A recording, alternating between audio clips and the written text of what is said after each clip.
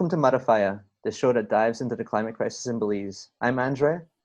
And I'm Digna, and we will talk about the cruise industry and the development of cruise ports in Belize.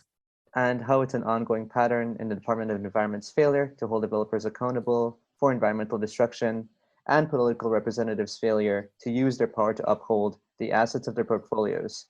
Later on in this episode, we'll be having Lisa Carne of Fragments of Hope to talk a little bit about the impacts of cruise tourism on the reefs. But before that, we're going to be sharing an interview with Michael Ashcroft, one of the major investors in Port of Belize, that was on Open Your Eyes earlier this week. And we're just going to talk about our responses to what he's saying and whether or not what he's saying is actually true. But first of all, Digna, I just wanted to get a sense of what's your take on cruise tourism? When did you even learn that was a thing? Well, I've known about cruise tourism for like as long as I can remember. Up until late last year, actually, I had a totally different view of cruise tourism. I've always seen it as a luxurious form of travel and something that I personally have always wanted to experience. Um, I had been aware of some of its environmental impacts, such as their waste disposal and the noise pollution and air pollution. However, that it was just that, like, to me, it was still nothing to change my mind as in think, oh well, it's not bad or something like that. Because like I said, late last year after graduating, I was thinking about how I could do the most of my 20s while still working but enjoying. And I was like, you know what, maybe I should work in the cruise industry. Like I've seen people working there in pictures and I'm jealous of them, and I personally want to experience this. But after meeting with you and the ports that are in approval here in Belize, and the more I read, the more I'm finding out about what cruise tourism really is, and that has kind of shifted my point of view in what I once wanted to do and looked forward to. Oh, I'm so sorry for being responsible for ending prematurely your cruise career. Uh, I I can't make up for it. I don't have a job to give you that's nearly as luxurious as that. Um, the benefit though is that now you'll never get stuck on a cruise ship, which seems to True. happen. Which happened like last year with a couple of the ships, you know, being stuck, people being stuck on them for quite a while due to COVID and nobody wanting to receive them, and there being outbreaks on those ships. Uh, that's so interesting, though, that you wanted to be part of an employee of it, and I understand why, because it's, you know, in Belize where there's hardly any employment, it's very tempting to like look at the cruise industry as something that you'd want to participate in and be a part of. For me, I've only ever understood cruise tourism as something that you do when you retire. Um, you know, my grandparents on my dad's side, they would do a couple cruises every couple years. You know, since they hit their like mid 60s, I think, maybe before that, probably before that. You know, they've just always been my grandparents in my memory, so I can't remember when they were young. Um, but with their trips, it always seemed to me like something they did because they were like, no, we have the time, we have the money, and they're like, we want to see the world and we want to do that comfortably. And that's what cruise tourism seemed to me is like, if you want to see 10 places really quickly, but you don't want to have that sort of backpacker stress where you're constantly like picking up a bag and moving around, and you don't want to be hopping on planes all the time. I think that's why people like cruise tourism. That's my sense of as to why they enjoyed it. You know, you get to go everywhere, maybe for a day or two, and at the end of the day, you don't have to really worry about where you're going to sleep because you're going to sleep on the boat again. So that's always been my impression of it. And I'm really, I don't know, I'm curious as to what people are currently thinking about cruise tourism and how it's holding up. I follow a couple different of the cruise blogs on Facebook, and it's very interesting to see how people's opinions on cruise tourism who've done it before are changing right now as a result of the various cruise lines continuously suspending the resumption of activity because, you know, countries like the United States do not want them to be using their country as a home port for the moment. In the case of Belize, right, Norwegian Cruise Line, is going to be resuming travel here, supposedly, as of last week in June. And now they will be departing from Jamaica. And I don't know if you saw, but Jamaica gave a nicely sweet deal. Sorry, Norwegian gave a nice sweet deal to Jamaica in the form of 1 million USD for COVID-19 relief. And what's funny about that, well, not funny, it's sick, but it's almost like they're preparing them for the COVID the cruise ships will bring. Because so far the cruise industry, a lot of the lines are not requiring that people be vaccinated to use them. So we don't know how that's going to turn out. It might be an immediate outbreak, might be a super spreader event when they get here to Belize and they try to come to our ports. No idea. There's not really any discussion on that at the moment. That's crazy. I mean, $1 million during this time, I think even Belize would take it. I mean, of course. So we probably stretch out our hand right now, just be like, come on, give that to me. Why would I not start yet? Like, we don't wait this long time. I mean, yeah. I think it's because we wouldn't know what to do with that money for COVID-19 right now, though. We have vaccines that are not being used at the moment, and they're expiring. They're soon about to expire. Yeah, so who knows? But we want to jump into our next segment now. As I mentioned at the top of the show, on Wednesday, April 21st, Michael Ashcroft, a well-known English entrepreneur of a controversial reputation in Belize, was a guest on the morning show Open Your Eye, and he spoke about a lot of things, a lot of his investments, a lot of his fingers in the pie of Belize. And one of the investments he spoke about was the Port of Belize, which is one of 3 ports currently undergoing consideration for development. It's the only pre-existing port. It's one of the main ports by which Belize receives and exports goods. But so far they have not been a cruise port. And the port that they have proposed is going to extend their port in order to carry greater cargo, as well as create a cruise terminal and a tourism village, in addition to the tourism village we already have. So we're going to have a lot of villages inside of Belize City if he gets his way, at least 2 villages. So right now what we're going to do is we're going to play that interview with him.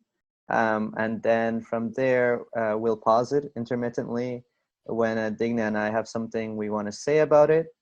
And that'll be it. Let's see how this goes. And let's talk about Port of Belize. We know that this has definitely been a very contentious topic locally. Let's step back for a moment and talk about there's been talks of a port at that particular location for a very long time. What's the appeal of having a port there?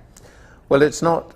It's broader than a port. I think the first thing to understand is what is called the Waterloo proposal, is onshore berthing for the largest ships, the Oasis class ships that will be coming through in the next few years, plus a bulk handling facility in order to help imports and exports from Belize. So for those of you unfamiliar, the Oasis class ships are the largest cruise ships in the world. There are only 4 of them. For those of you who are unfamiliar with how big these behemoths are, they're 1,181 feet, the Oasis of the Sea, with a carrying capacity of 225,282 gross tonnage. For reference, that's about the size of the Ever Given container ship that got stuck in the Suez Canal in late March for 6 days. The current ships that are coming to Belize, one of them, the Sea Mariner, a container ship, is 197 feet with a gross tonnage of 1,532. So that's 147 times less than the Oasis of the Seas. So when he's talking about the dredging required in order to have the capacity for these ships, He's referring to doing an amount of dredging that would allow a ship that's 147 times larger than what we're currently carrying. So it's no small feat at all when he talks about the work that would be required to make this happen. And it's an unprecedented amount of dredging that would be required.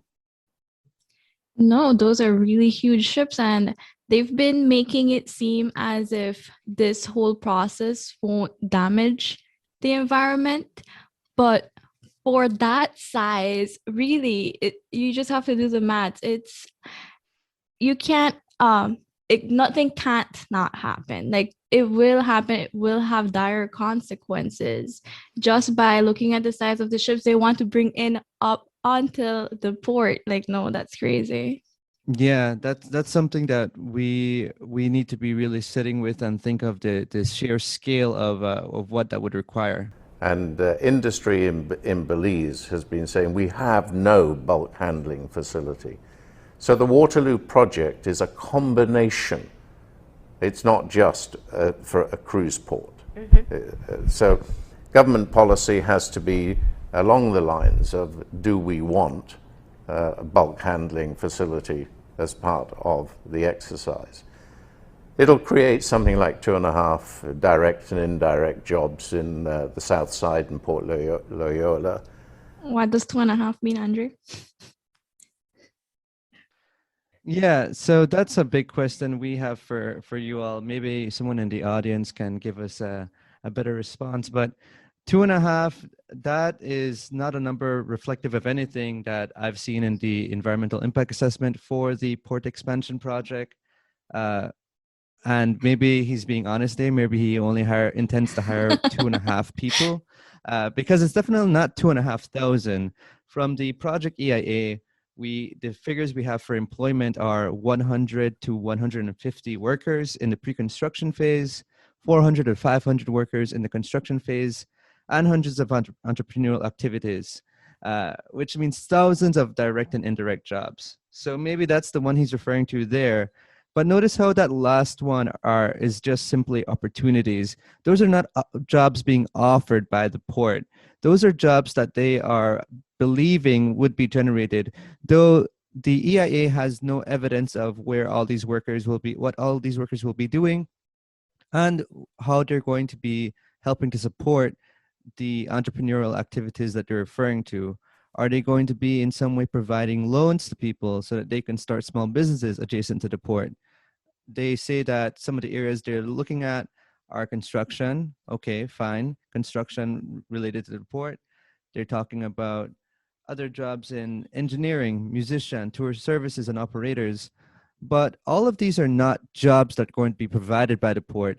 There would be jobs that other people would have to create, meaning they would already have to have capital, meaning this is not a situation that would benefit people who are up-and-comers trying to get into a game, but they would likely be people who are already in some way have the capacity to do something of this sort. So when we think of this as a job creation opportunity, we really have to sit and focus on the fact that the majority of the jobs that are concretely being offered by the port are very temporary jobs tied to the construction of the port itself. That's the same concern I had, because the construction I think I read that it's supposed to take up to 2 years until it's up and running. So after those 2 years, what will happen to those construction workers?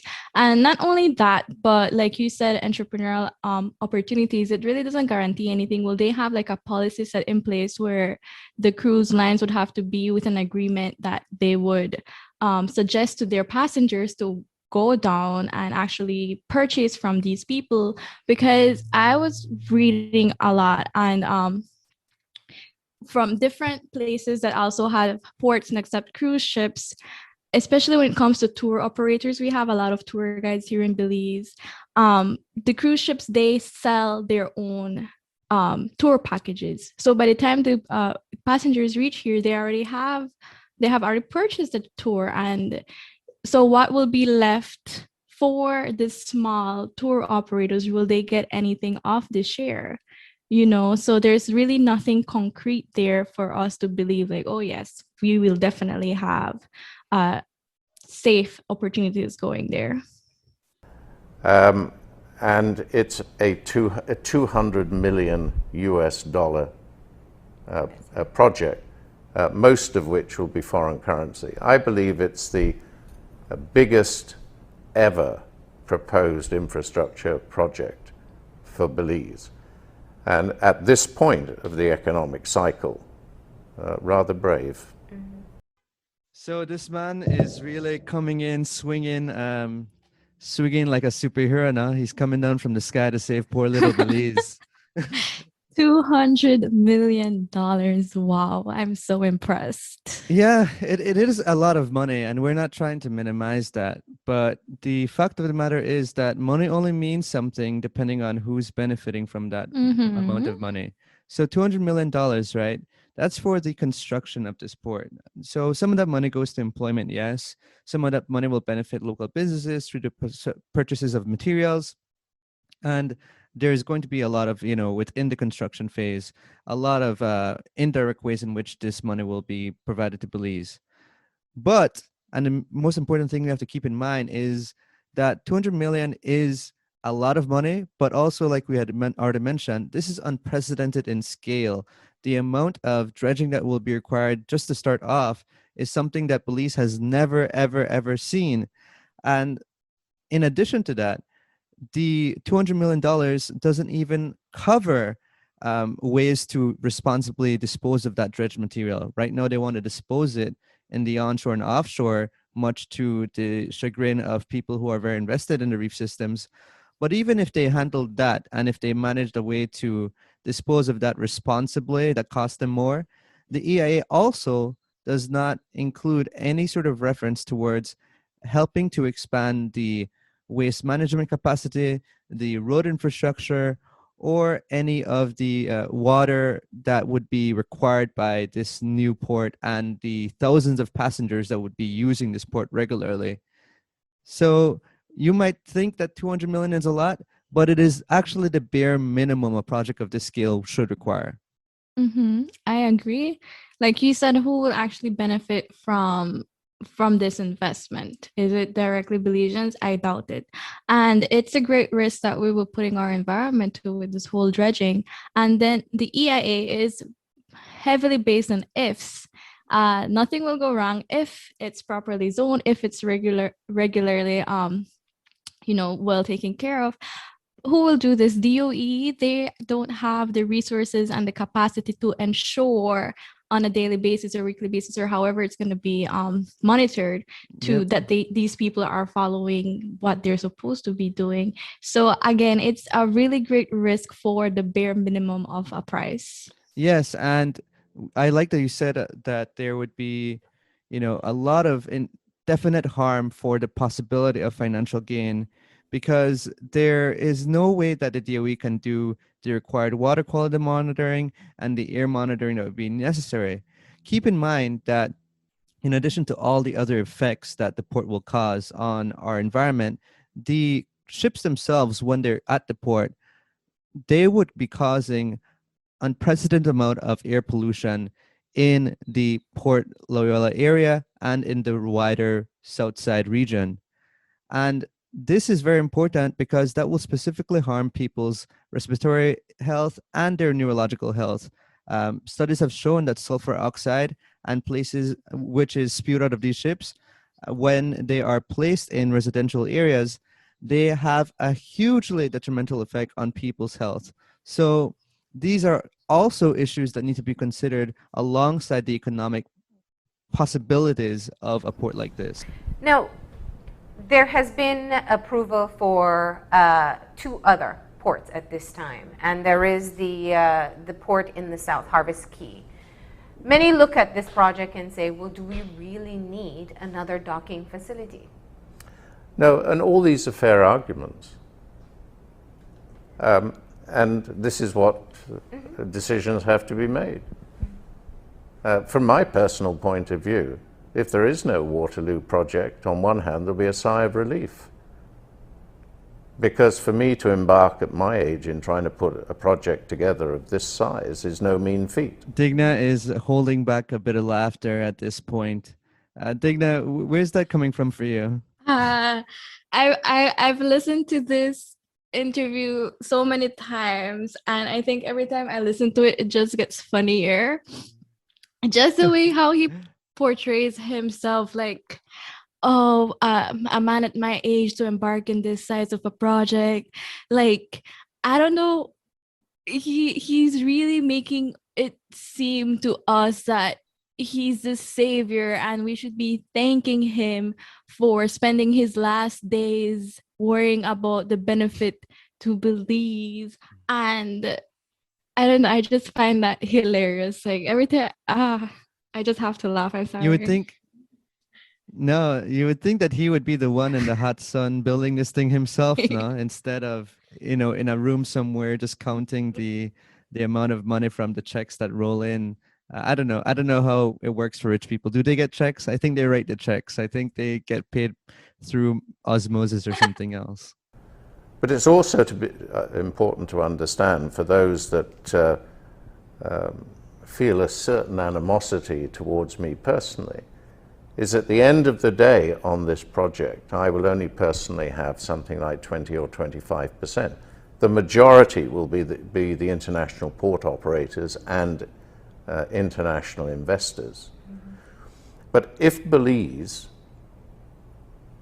does not want the major cruise, the Oasis class, to come, that must be a policy decision, because they have made it clear that they will not come to ports in which there is tendering onto the onshore. And being onshore,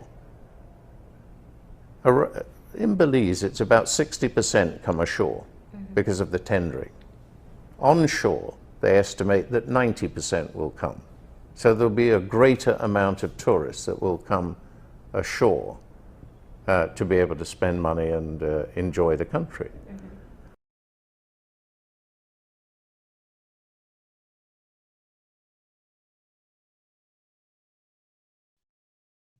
So in that clip there, we heard Ashcroft say that at current, there is 60% tendering provided by the cruise tourists coming onto the onshore, while with the port, they would be 90%. So that's a figure that is in the EIA as well. But you would notice if you look at it that EIA figure does not have any reference to studies done by the consulting firm who developed EIA. It does not have any sort of literature review where it's getting that figure from. So there's a definite lack of basis for this claim. And disregarding that too, when we think about an increase of 60% to 90% passengers leaving their ships, that is a big deal, not only because it means potentially more people on land, but also because there would be significantly more money that they would, significantly more harm that would be caused by their presence. So cruise ship passengers are well known in Belize for not spending significant amounts of money compared to overnight guests. Our 2018 figures from Belize Tourism Industry Association in the 2008 Statistical Digest shows that in the year 2018, Belize received 489,261 overnight tourists, bringing in a total 819 million point seven. Meanwhile, 1,208,137 cruise passengers came, more than double of those overnight. They brought in 172.8. So despite outnumbering overnight passengers by 2.46 people, cruise passengers brought in only 17% of total tourist revenue for 2018. So let's plug in Ashcroft's percent figure there. If 90% of those same cruise tourists would disembark, and assuming they spend on average the same amount as those who would disembark with tendering, that would still only come up to 259,000.2 million, which is still 3 times less than overnight tourists. Factor in the cost to upgrade and maintain infrastructure to have that carrying capacity, a cost that will be carried by the Belizean people, as well as the detrimental impact to other industries such as fisheries and the value of affected coral reefs for coastal resilience and tourism. It's really difficult to see where the economic incentive is for anyone but the port and those other wealthy international entrepreneurs that will have direct access to passengers following disembarkment. Yeah, I would love to know where the contractors for the EIA got the 90% value, because again, based on the readings I've done, let's take Cozumel, for example. It's close to home. It's included in the Caribbean itinerary for cruise ships. They have 3 ports. The piers connect to the island. However, for them, their rate of disembarkment is at 65%. So, what does it guarantee us, Belize, that 90% of our cruise passengers will be coming down? And with the whole tourism, overnight tourism, giving us more money, it's not just here in Belize, even in Mexico, they prefer overnight tours because they tend to spend up to 3 times, 4 times more than what cruise passengers do. And it makes sense. I mean, I already paid for $2,000 tickets all inclusive. I mean, cruise tourism now, it's something more of like an affordable kind of travel, So I don't pay for this ticket. I'm not going down and spend more money when I could just stay in there and then enjoy whatever I don't pay for. Totally. And a lot of cruise passengers don't leave the ship because they don't want to experience the inconvenience that would come with leaving the ship. You get off the ship, there's only a certain amount of time in which you can be off of it. You have to go through the port itself, and then you have to find an activity to do. You have to make your way out of the port area, which is going to be heavily traffic congested. And then you go to your spot, and you try to enjoy that day quickly, and then you get back on the bus and you quickly come back. And, often with the cruise, people might get off the boat the first few times, and then at a certain point, they're like, you know what, forget it. It's not worth it at all. And so what he's talking about here is not reflective of the reality of cruise tours. And given the fact that his EIA has no reference to any sort of figures, I find it hard to trust that has any solid basis in reality. Oh, wait, I forgot to mention something. At the start, he said that accepting this Waterloo proposal, it would have to be a policy Belize would making it seem that we have the last say, but how we are barely consulted for a lot of things. And even if we are, sometimes our words are not listened to. We're not listened to. So I don't know why he made it seem as if we have the last say for this. I mean, I think you said that you attended the public consultations they had for this last year. Yeah, and it was hugely attended. The port expansion EIA that was in late November. And it was a real mess. But you know what was not a mess is that it was heavily attended by Belizeans with clear opposition to the port development. But that didn't matter. The process did not stop at the public consultation as a result of this very strong no. I mean, I went through all the comments obsessively afterwards on Facebook, and I only found 2 people out of the hundreds of people who were in that EIA. Only 2 of them were for it. Everybody else, for varying reasons, said no. And to me, that is what the current process is set up for Belizeans to be able to say no. At the public consultation, okay, we're hearing what people are saying. All right, it's very clearly, unanimously no. Then in a better world, in a more just EIA process, that's where it would end, because that is the public saying, we don't want this. But so whatever he's referring to in terms of Belizeans need to make it known, we are making it known through the venues that the government provides us. And maybe he's right in that we need to be making more noise to change the entirety of how this process works. At this point, the public consultations just seem like just a check off out of the checklist. Like, we did this. Let's proceed to the next. Yep. Definitely. That is what it is. And so it's not a necessary, what has happened so far is the environmentalists have given the go-ahead. But that's not a sort of a government type approval. Yeah. And so time will tell as to what happens. So that is just a lie. He said that the environmentalists have given the go-ahead. No, unless I totally misunderstand what the word go-ahead means, which generally Or what means to give environmentalists permission mean, to. because Yeah, maybe he has a different definition for that. Maybe he meant entrepreneur or something, or maybe he meant my buddies in the government. Yeah, he said the wrong word. Maybe that was the case. But the fact of the matter is that at no point has any NGO involved in environmental or marine conservation, none of them have given the thumbs up on this. In fact, there have been several press releases by coalitions of NGOs stating specifically that they are not for this project in its current iteration due to the excessive amount of dumping that would be caused by this through the dredging process. So right here is one instance in which we don't have to say more than that, because those press releases are out there. I'll link some of them, one or two, in the show notes for this episode. But yeah, I would like to see what reference he's referring to, where he's getting that information. I don't know if one of his employees told him that, but sorry, they sorry, did. They Ashcroft, they really lied did. to you. That's not true at all. They did him Yeah, dirty. poor guy. The main pushback has been from the environmental groups who are concerned about this level of the impact on the environment. Well, just to get that clear, Yeah.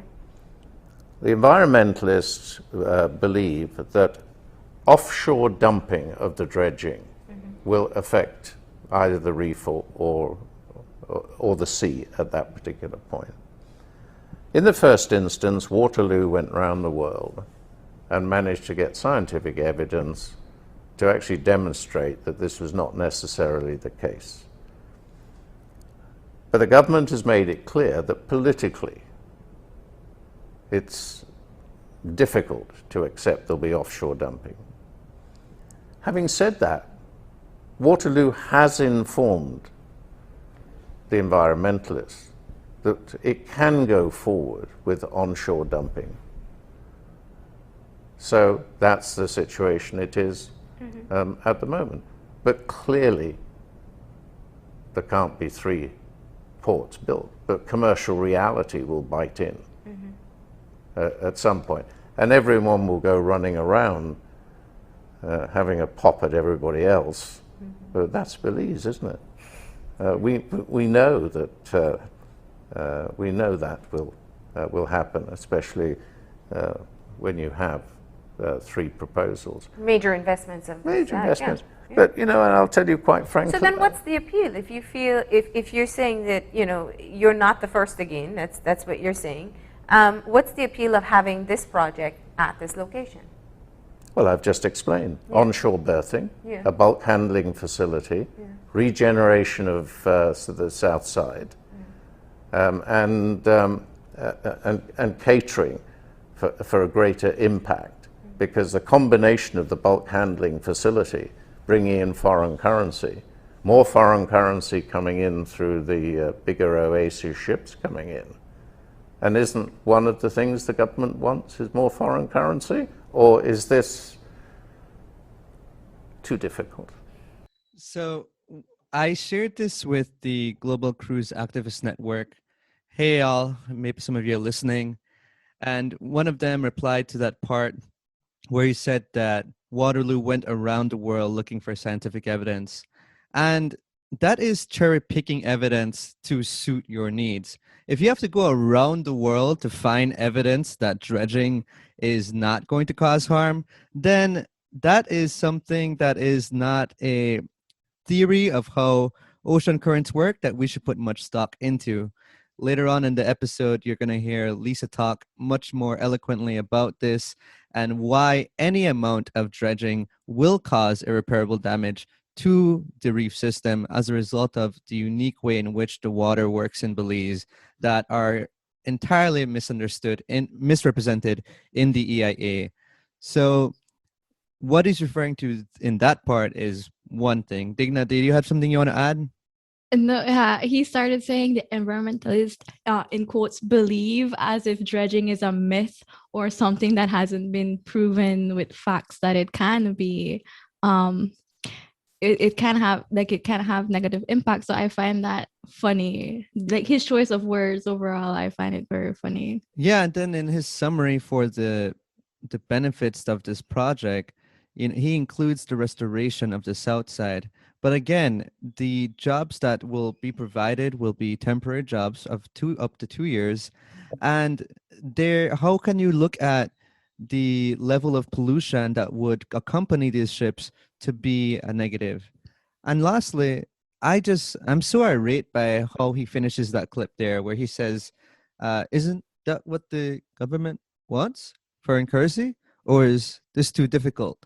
And he's making it seem like people resistant to this are people who are keeping Belize in a particular economic depression. And I really despise that portrayal of people who are concerned for the environment, because it misunderstands the fact that our economic situation is tied to the well-being of the environment, not only because of the tourism sector, but because of the different ways in which it's hard to quantify the value of something like a reef system that protects you from storms. It's hard to quantify clean air and clean sewage systems, healthy sewage systems, that would only be further strained by the presence of this port. So when he's talking about this and saying it's going to benefit Southside, I'm just really not seeing where that's going to be happening. I'm not seeing where that's guaranteed.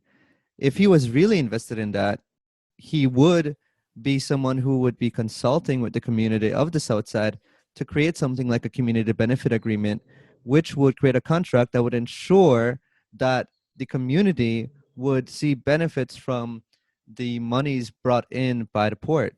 But I don't think that's of interest to him, really, because I have heard nothing of that. No, yeah, that's very true. I mean, first of all, even though, let's say this does happen, there are jobs created, these jobs will still, in a way, be temporary, even after the construction phase, because tourism is seasonal, whether we like it or not. So are we gonna be fine for 6 months and then starve for the other 6 months? We can't accept or be satisfied with the bare minimum. It's time we start demanding for more, better governance and better benefits for Belizeans. Because I mean, this whole COVID thing, if it hasn't taught us anything, it's taught us that we can't heavily rely on tourism. Cruise ships have been dead for a whole year. No one is accepting cruise ships now. So, I mean, what if this repeats itself? What if this situation repeats itself? What are we going to do with 1, 2, 3 ports? Yeah. And it echoes something that both Ashcroft and the Minister of Tourism, Anthony Mahler, both said, which is an acknowledgement that 3 ports cannot survive in Belize City, and at the same time being okay with their construction and then sort of just expecting them to fight it out in the free market. And to me, that is just such an appalling point of view that you could only take if you're one of the people who would be benefiting from this fight. Because in the interim, while they're fighting it out and we're seeing which one of them will survive, the construction and the destruction caused by that would already have happened. It would already be in the past. And yes, there would be potentially less harm done if we went from 3 to 2 to maybe 1. But the process of making these ports is no small feat. And what are we supposed to be then? Okay with having done that and destroyed tons of land, destroyed tons of the reef system, and then we're supposed to be okay, well, all right, so we're supposed to have 3 ports that were supposed to help us out. Now we have 2. Now we maybe have 1. And all we're left with is the scars that have impacted the Belize reef system and the Belizean people. It's and the coastline, the mangrove systems that will be have to cut. So it's a really, I think, sick It's a way of huge thinking. risk. Yeah, Huge risk. huge risk. All right, because Mhm. these of our resources, they're our heritage, and it's the primary, like the number one reasons why tourists come to Belize anyways, to have this, in quotes, eco tourism experience and go to the reef, snorkel. And if we destroy all of that for something that's not guaranteed, then what will our economy become? What it will become of a lot of us that that heavily rely on Can the you have tourism one without industry? the other? Can you move Yes. forward with the bulk storage? No. Why not? And that will not happen. Because for the bulk handling, you need dredging too. Okay. So you'll have the same issues. But Waterloo's made it abundantly clear there isn't one without the other. So it's not the end of the world for me. I would like the challenge of doing something that I believe is right for the country. So where do you see this going? No idea. And for the future of the receivership itself? Well, that's only a small part that is sort of embraced within the project. But you're still pushing for it to go through. No, we'll go down the process, and if it happens, it happens, and if it doesn't, it doesn't. As I've explained, to put something of this size together takes a lot of work, and sadly, I'm 75. So for me to really make sure, because I won't enter into any project that can't be completed. So whether it happens, time will tell. But if it does happen, I will personally ensure that it does happen.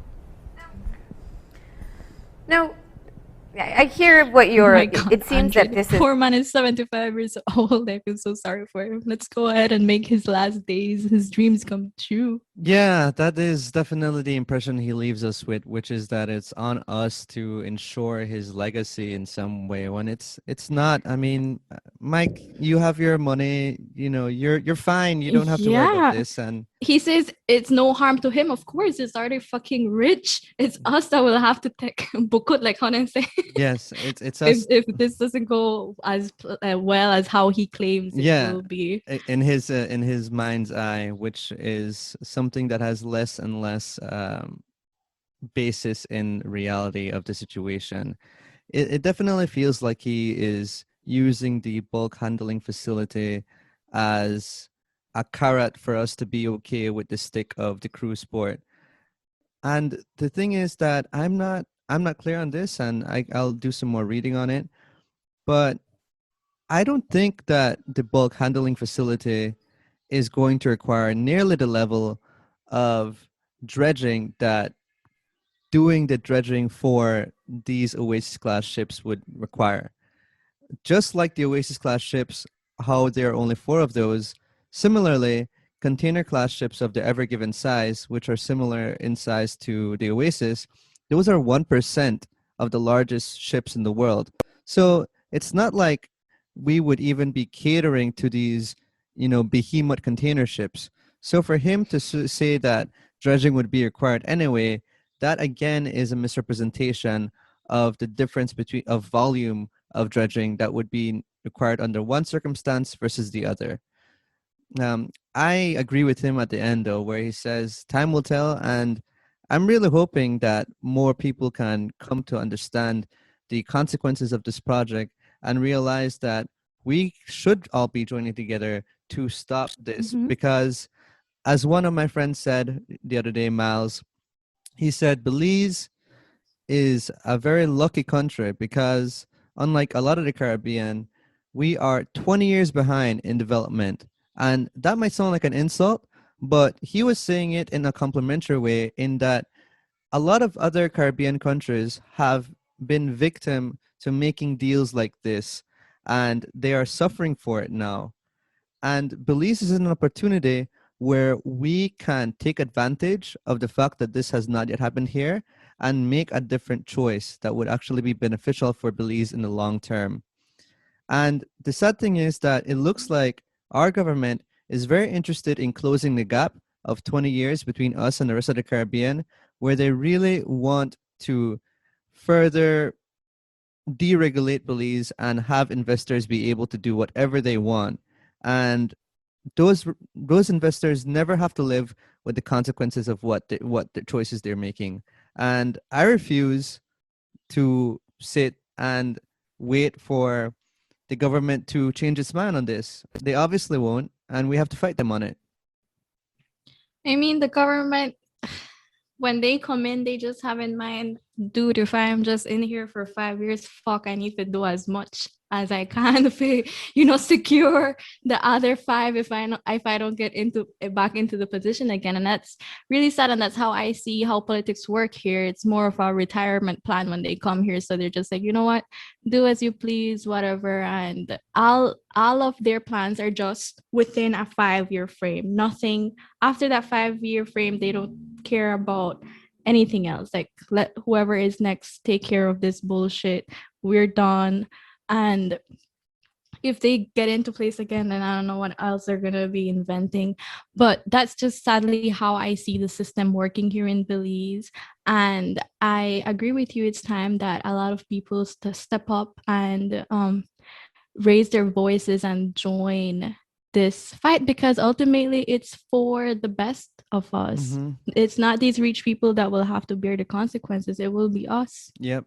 It'll be us and those who are in the front lines of these spaces where these ports will be. To talk about how port developments will affect our environment, we have invited guest Lisa Carne from Fragments of Hope, which is an organization that focuses on coral reef restoration in Belize. Thanks for joining us on the show today, Lisa. Thanks for inviting me. So the reason we wanted to have you on is because you are one of the first people and one of the loudest advocates, I believe, from the NGO community that is responding to the current cruise ports that are being developed in the Belize City area. So I wanted to just ask you more generally, because of your work with Fragments of Hope, why are you invested in the well-being of Belize's reef systems? Can you repeat the question? Why am I invested in? The well-being of Belize's reef systems. Yeah. Well, obviously, even before we started, the reason we started Fragments of Hope was because I moved to Belize in 1995 permanently and have been doing reef monitoring work off and on, also with tourism in the beginning.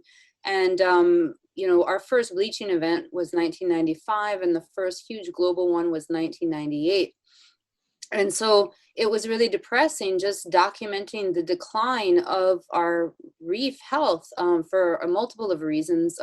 Climate change is often considered one of the biggest threats to our reefs, but there's a lot, right? There's plastic pollution, there's runoff from agricultural issues, there is over-harvesting, and more recently, what's really alarming to me is the threats from coastal development and man-made, what we could prevent more easily. And so that's super frustrating because, of course, Belize is not responsible for large-scale emissions relative to other parts of the world. So the climate change issue is a little overwhelming for many. And, me and you, if we turn off our lights, at night and unplug all of our devices, that's great. But, what is that really doing? And so in that context, that's why it's more frustrating when we see these harmful coastal development practices happening. So again, I've been here over 25 years. We started Fragments of Hope with the idea after Hurricane Iris, which was in 2001, was a Category 4 that hit Placencia and Laughing Bird Key directly. I believe it was like 145-mile-an-hour winds. It was devastating to the community and to the reefs. In the hurricane world, it was a very a very fast concentrated storm. So it had a small path and it moved really quickly. Mm-hmm. Versus Mitch, which was in 1998, just before that, which never really did hit us, but it stayed off of our coast down by southern Belize for several days, and it was much bigger and slower moving.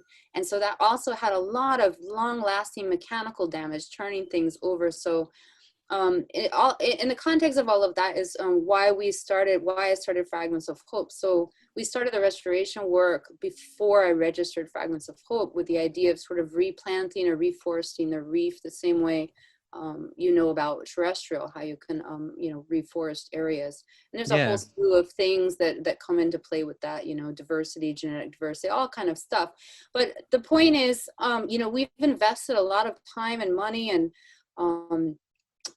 you know, really scrambling to get this take hold, to be taken serious, you know, to share our results, and to turn around and see, as we are seeing for several years now, every day, dredging and filling of our inner lagoon. It's kind of a misnomer. The Placencia Lagoon is not closed, so technically it shouldn't be called a lagoon, but it is.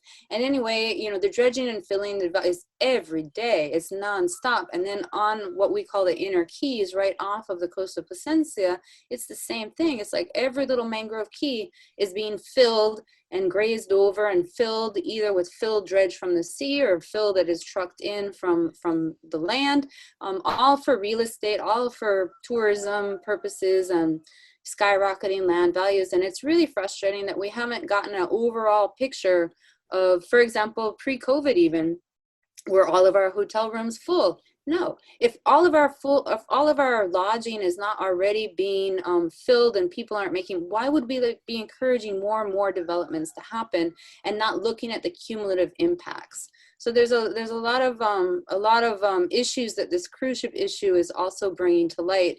And I think the most important one is the entire EIA process and how NEAP works, because some Belizeans may not be aware that actually the Environmental Protection Act began in 1995, the same year I moved here.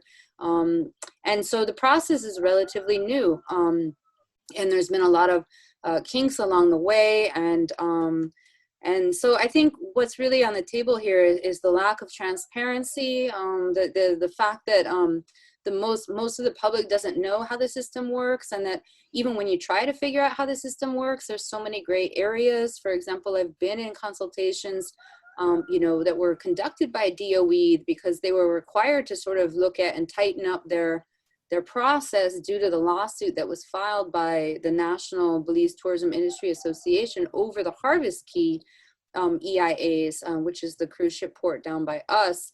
And they won, but it was kind of a token win. They won on something about not advertising long enough to the public, or, you know, not doing the 2-week advertisements or something to that effect. But all they won was their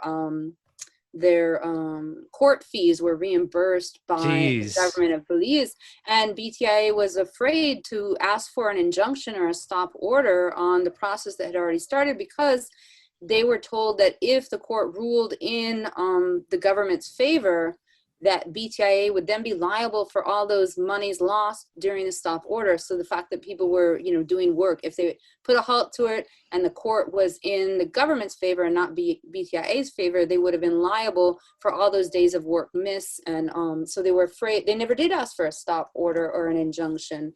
So, but because of that lawsuit, I think that was what triggered an evaluation of the entire EIA process.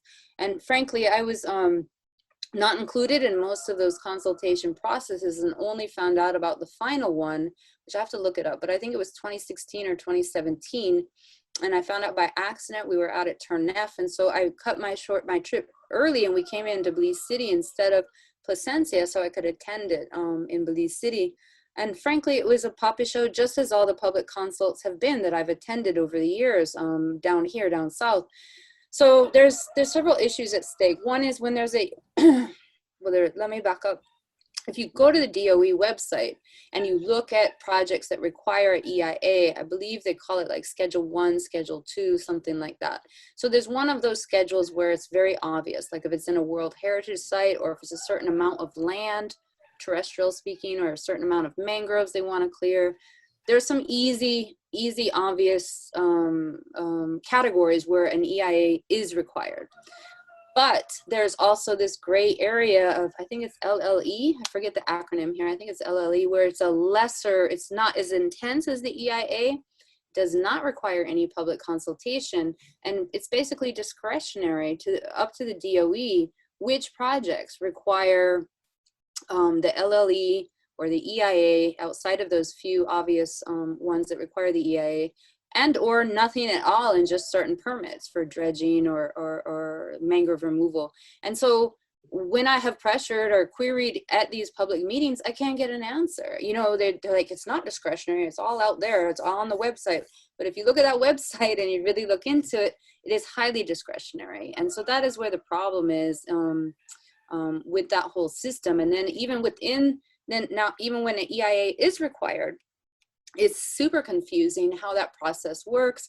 The public consultations to a T, all that I know about and have participated in and seen videos on, mean nothing. It doesn't matter. So for the Harvest Key one, it was recorded. Everybody was against it. It was clear. For this Port Magical one that was just approved, for example, they did an online one. I believe it was the Thanksgiving Thursday. Yeah. So it was right after our general elections. It was right after Right. one or two major storms. It was right after the Garifuna Settlement Day national holiday. And yet over 400 people attended online. So they were touting it as like the most well-attended public consult. And if you look at the thread on those, on the Facebook Live or the Zoom, I think I was in on both of them, there was like out of all the comments, there was only 2 that were in favor of this project. And yet, so clearly they're not taking into account the public input, which they should. So we call it like checking a box. Like they just say they're doing the public consults. And going back to that final consult when the whole process was supposed to be evaluated, when we brought this to their attention, there was an external consultant, I think from Spain, that was running the thing. You know what they told us is that the public is not making enough noise. If you're not being heard, that's because it's your fault. You're not making enough noise, which just really grinds my gears, because I mean, we had so much documentation going back to Harvest Key, and then even further back, if you remember, well, I guess you basically lately came back, but there was a big one that was further down south in one of the Ramsar wetland sites, where they were trying to go in there for oil and stuff, and they also videoed that public consult, and they were very insulting to the indigenous people that were against this project. And there it was all over YouTube, they were against this project, and yet that was never taken into account. So there's so many issues at stake here, and it's just really heartbreaking that during this time with COVID, with everybody so disoriented and having such a terrible time in the last year change, that these are the times when they're making these major decisions and being quiet about it, when people can't really keep up with their own, immediate needs. And I feel like it's almost a coordinated effort to sweep this stuff and get it done, while the rest of us are just trying to like make ends meet and distracted by our unpleasant situations the last year or so. So it's really frustrating. Yeah, it definitely is. One thing I wanted to ask is, from your work, I wanted to know, because I think a lot of people, because of the way we are sometimes taught to think of ecosystems, I think there's a lot of folks who are under the assumption that activity, the dredging activity that would be occurring on Belize City's coast, they're like, well, how is that going to affect the reef? The reef is far from the coast. So can you give a explanation as to how that sort of dredging activity, how does that end up directly affecting the coral reef systems? Well, there's a lot of answers to this. Mm-hmm. So first of all, the smaller dredging projects that we've personally witnessed are never mitigated properly. So those mitigations usually call for silt curtains, like this barrier that is draped down from the dredging activity, in theory, to the sea floor to contain the sediment, moving out from the area. Never have we seen it. Often they're not deployed at all, or if they are deployed, they only go partially, like a few feet down or a foot down. So they're not capturing the fine sediment flow that's coming off of these activities. In other cases, I've had the dredge operator tell me, oh, it's not the dredging, it's the, I forget the term, but when they dredge, they have a big barge and they dump the dredge spoil onto the barge. And then all that water in that flows right off, right? And that is just like this huge cloud of sediment that comes dumping off of the barge. And they say that's the problem. It's not the actual dredging. I'm like, what? To me, what is that? Is the semantics? You know what I mean? Like, it's the whole process that is inappropriate. They've also told me, again, speaking specifically for the southern situations here, that the arm of the dredge only goes to like 25, maybe 30 feet at the most, because when I have suggested, like, why don't you do it in a deeper area that's not around reefs? Well, their machinery is not equipped to do that. So that's another problem. But in terms of the argument about how close or far the reefs are, there's a couple of things to unpack, and that is this idea that we see in many of the EIAs where they say this is a dead zone already. At Harvest Key, they did this. They do this repeatedly, saying, you know, it's already dead or affected adversely, so who cares what happens to it, or it doesn't matter, there's not much life there. This is completely falsified information. So when we say ecosystems, yes, we tend to think about like seagrass, mangrove, corals in isolation, but it is not like that in reality. So we have many areas, you know, where all these ecosystems come together. For example, you can have corals in the mangroves, corals in the seagrass, et cetera, et cetera. But even more importantly, all of the critters that we care about, the ones that we like to eat or the ones that we like to see when we go out for tourism, all of them use every stage, every ecosystem at some stage in their life. So we know for a fact that, you know, they may need the mangrove areas. They may spawn on the reefs, then those little juveniles may need to grow up in the mangrove root system for habitat protection, and then move out to the seagrasses and move out to the corals. Likewise, if you studied biology, you know about food webs or food chains.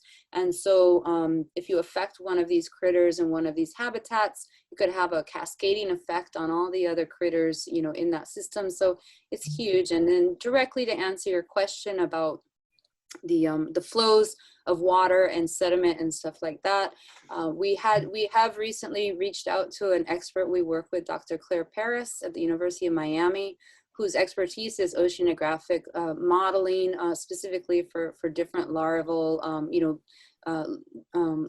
fish larvae. For us, she did the coral larvae modeling, and she's taken a really close look at this because it turns out that the models that were used for the Belize Barrier Reef system previously were inaccurate because they didn't really take into account the atolls in the right way. So she just explained this further to us in terms of the Waterloo Port of Belize expansion EIA, and sort of just clarified that all the data they used in there was inappropriate because they were not using the right water flow models. And just one example she gave with the atolls is that they had imagined the atolls were flat. And in fact, they have steep walls, right? So there's just all kind of things. But the long story short is that Belize's water current system here and circulation patterns here are extremely unique. We're not like anywhere else in the Caribbean. We have these 3 atolls that nobody else has. We have a lot of endemic species for this. When you hear the words self-retention, self-recruiting, over the years, people used to think like lobster and conch, you know, came from other places or reseeded other places. More and more studies show with different organisms, groupers, conch, lobster, corals, everything, they really stay right here. They're really self-recruiting or retaining because of our unique water circulation flows here in Belize. And that's why any dumping of any sediment anywhere is going to end up right back on the reef because of that self-retaining type of circulation. And so she also did the models for us to show it doesn't matter what depth, that while there is a very, a sort of surface current that may be different due to wind patterns. When we say surface, we mean like a meter or less. The people proposing about dumping stuff, they're talking about maybe, what was it, like 18 meters? No, it wasn't even that. I think it was like 24. Anyway, she did some models at different depths where basically it showed it didn't matter if it was, really deep or mid-depth or shallow. It doesn't matter what, it's going to come back to the reef. And then the last point about all of this is the type of sediment that's being dredged. what they say often, what they can't use for land reclamation is because it's too fine. So the finer it is, the more it's going to float around. It's not going to sink. So you can't think that, oh, if you dump it out there deep enough, it's just going to sink and disappear. No, that sediment is going to come right back to our reefs. And she also has a lot more detail on, the retention times, which means, basically it comes right back within, a short period of time. It's not going anywhere. So no amount of dredging, in my opinion, is acceptable, but I understand, we all understand, we do have existing ports. And so the next level, and I don't see any discussion, you are absolutely right. I'm really disappointed, not only with myself, but with other NGOs that we're not making more noise about this. But in our defense, we've been confused and misled by what's going on. So prior to the New Year's, Christmas time, New Year's-ish, or even before that, we were all concerned about the Waterloo Port of Belize expansion. And that November consult had just happened with Waterloo. And we didn't know until after the New Year's that, boom, the NEAC meeting for Port Magical was on the table first, before the Waterloo one, and so it's just, we don't have access to much information either. Sometimes we get little things leaked here and there. And to me, this is the fundamental discussion that I hope you're able to bring to light with the public, is that where is this information? Why don't we all know what's going on? What is the big secret? You know what I mean? Like, Belize is for everybody, like, why is this a secret? Why is it a secret how this process works? Why is it a secret who's on the NEAC committee? Why is it a secret who voted or didn't vote? Why aren't those NEAC meetings, broadcast online for all of us to watch? I don't understand. So to me, when you're trying to hide stuff, that inherently means you're doing something wrong. There's no other way to look at it, right? And even with the Freedom of Information Act we have, that hasn't resulted in any free flow of information as it should, right? I think several of us have tried to access information under that act and have still not been able to get that information from these various departments. And these departments also try to greenwash and put other minor issues and share them on their social media. And that to me, it distracts the overall public as to what the real issues are. And it makes to others would be like, oh, they're doing a good job, or actually doing something for the environment, when that is not the case. Of course, it's called branding. And a lot of the NGOs are guilty of that too. When you see people jumping on World Environment Day, what is the one coming up? Earth Day, Earth Day. World Oceans Week, or whatever it is, and then, we're going to do this cleanup because we're so great. And it's like, at the end of the day, like, who cares? What are you doing the rest of the year? What are you doing the week before that or the week after that? And that's exactly what we see a lot of these new ministries doing and DOE doing, is this branding, and I applaud them for some of the stuff they've been trying to do with the plastics. I think it was not last October, but the one before. I don't know how to get old. When I was just blown away by the talent that they used for a video, like imitating a horror movie. I don't know if you saw it. I was amazed. I did see it. Yeah, I remember that one. Like, that's so cool. I was like, well, I like horror movies, right? But I'm like, that's so cool. Like, there is talent. They're doing the right thing. They're getting the right message out. Why can't we capture some of that talent, get the right message out about these other issues? And I really don't, I've run out of excuses for people with the new government. It's kind of like, yeah, everybody's learning. We've seen that there was sort of people put in places that maybe didn't know anything about what they were supposed to be governing about.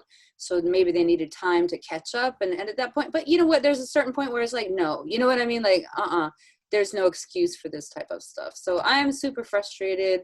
I'm sure if anybody else had one iota of knowledge about what's going on, they would be frustrated. There's a bumper sticker. I'm from the Northern California, kind of a hippie place or whatever. And there was a bumper sticker I used to love that said, if you're not mad, that means you're not paying attention.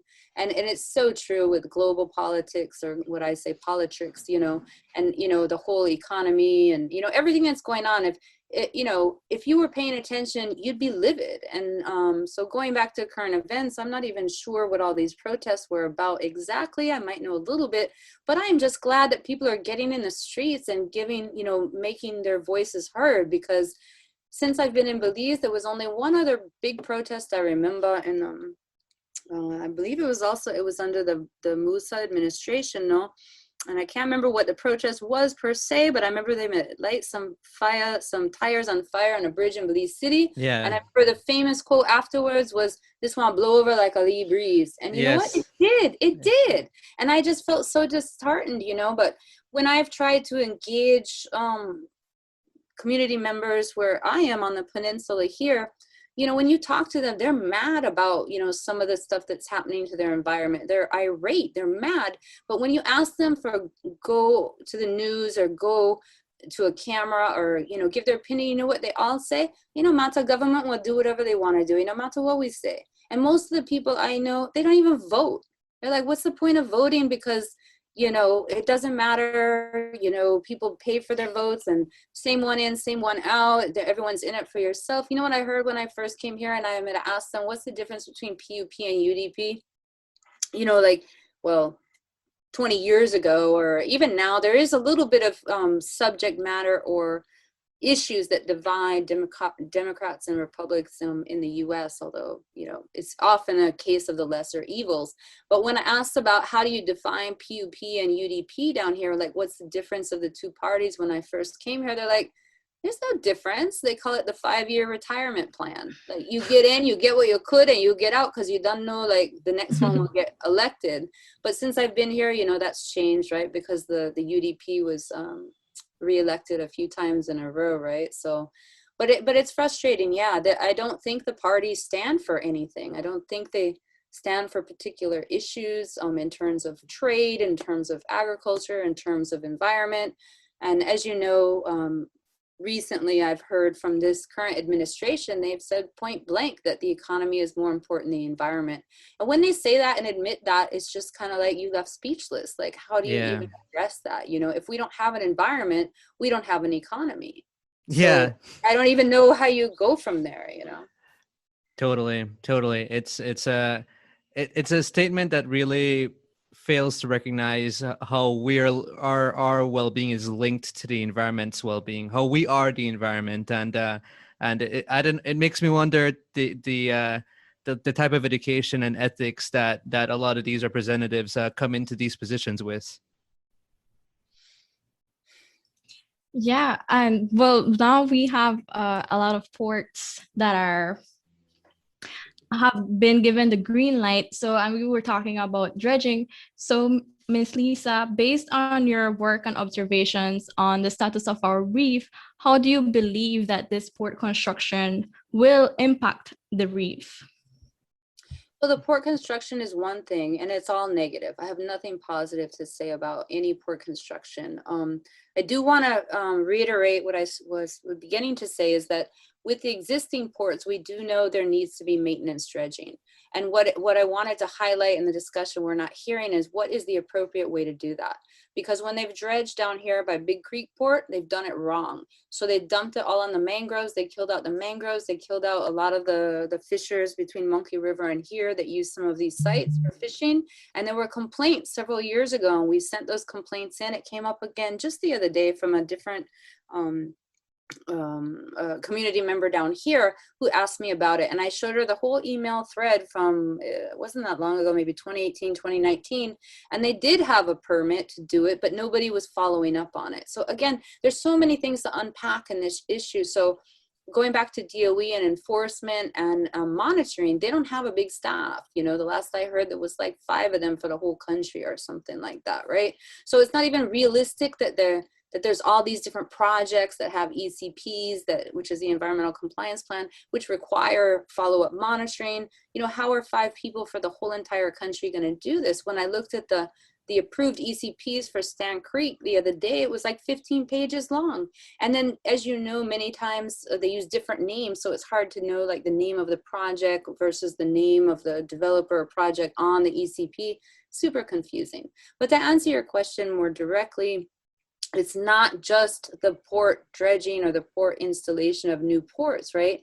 Remember, I was starting to say, and you were too, about the cumulative effect. So if we go back to the resort analogy here on the peninsula, every time they do an EIA public consult for some big resort and they look at like the traffic congestion, the crime, the water usage, the solid waste increase, impacts on schools or employees coming in. They look at it as if that one resort is the only change happening on the peninsula, when in reality, there's cumulative effects because of so much immigration outside of resorts, as well as multiple other projects going on.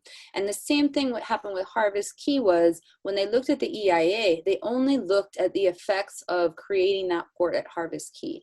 They never addressed the effects of the cruise ship daily visitors. What would happen to Red Bank? What would happen to the Spice Farm? What would happen to the nearby archaeological sites? What would happen to our reef sites when suddenly it's impacted with this huge amount of people that it never saw before? And that wasn't even in the EIA or the ECP. It was never addressed. And so the idea of this cumulative, all these different cruise ships is just, again, it's so many issues to unpack. It's like, first of all, the economics don't make sense. Cruise ship is out everywhere. I mean, before COVID, they were a petri dish for all kinds of other viruses, and there's also been tons and tons of studies that show cruise ship visitors barely drop, 20 US per person, or maybe at the most 50, for the day. And then of that, how much you think really translates to the average person in Belize, you know what I mean?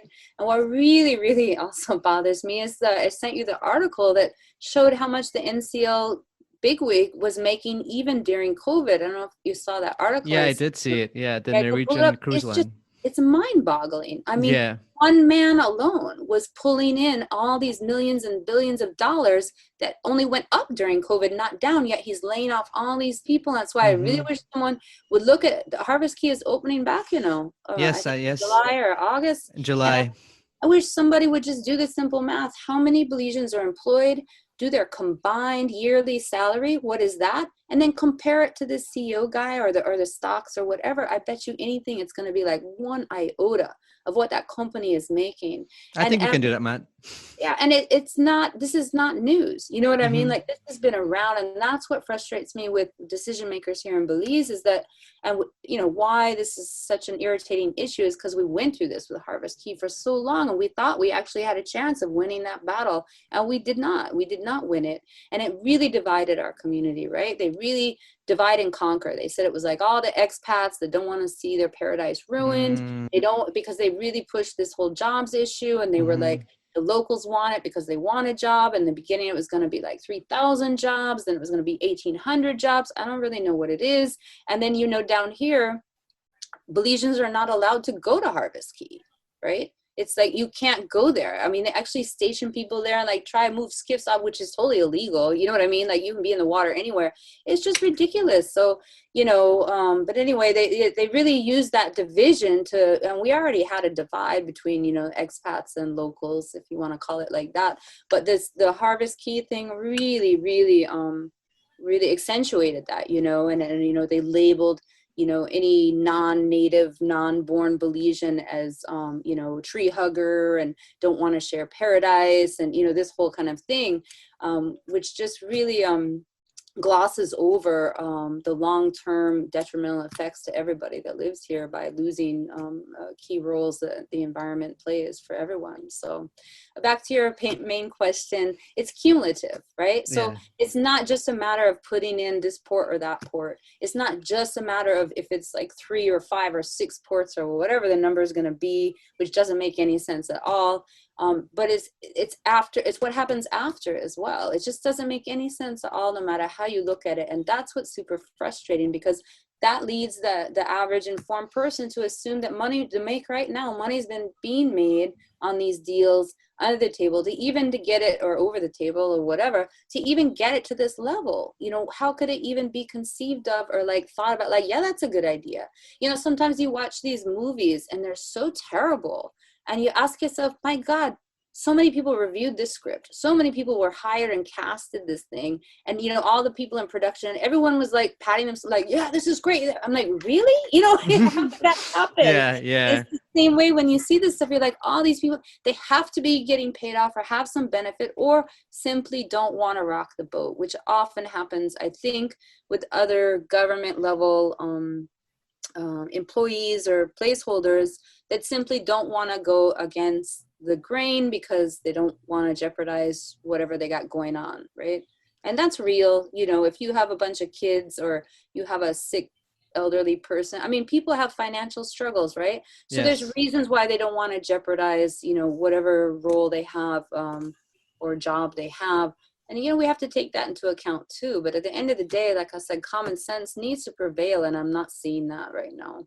Yeah, totally. I just had one final question for you, which is, what do you think us members of the public can be doing at this time to continue the fight against these cruise port developments? We have the 3 that are currently in development in Belize at various stages. As you mentioned, the Waterloo Port expansion, Stake Bank is being developed and is almost near completion or halfway completion construction-wise. And then we have Port of Magical. So where should we be applying our pressure to have the most effect? And Harvest Key. And Harvest Key, yes. Yeah, it's a tough question. And that is... I think, part of the reason why we failed in the past is, people that care about the environment or causes, because like I said, it's been sort of whack-a-mole, like try to put out the fires as they come up and obviously that strategy has failed almost every time. It has not been successful so far. So that's why I really think that we need to go back to the root of the cause, which is going back to what happens, how does it start? Like where that developer first comes in and says, I want to do X, Y, and Z. If you ask DOE, they say, oh, we have a guide on our website. You can download the guide and this, that, and the other.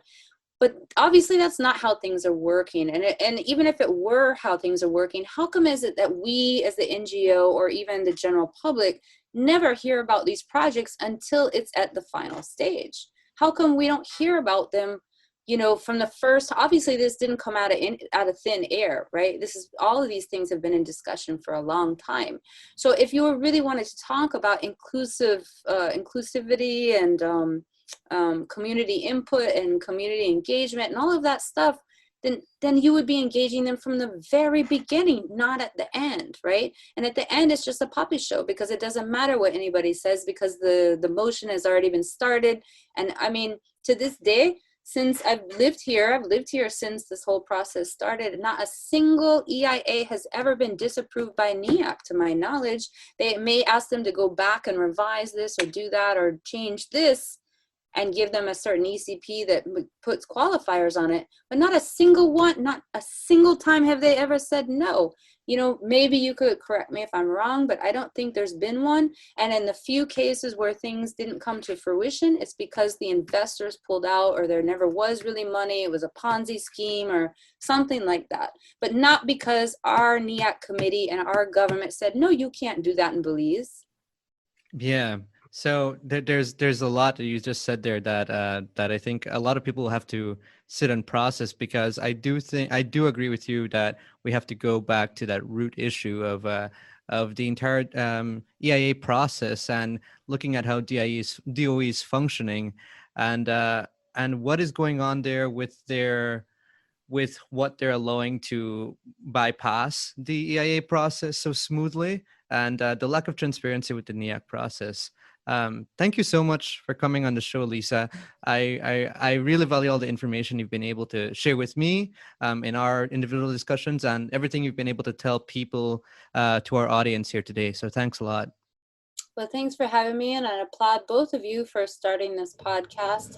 I have yet to listen to any podcast yet, but I know they're all the rage, and I've ordered a few. I'll let you know. I think we have one coming out into April. So I wish you luck with your endeavor, and I hope people start tuning in and you get more people participating, because that's exactly what we need, is more people knowing what's going on. Okay. Thanks, Lisa. Thank you so much.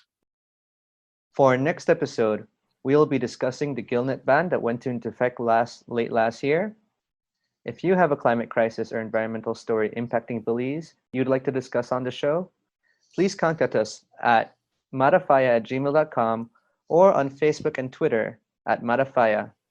Thanks to Alexander Evans for providing our theme song. You can find him on Instagram at Alexander Evans Music, and thanks to Demi Williams for providing our artwork. Thanks all of you for listening. This has been Mada Fyah. Thanks for tuning in, guys.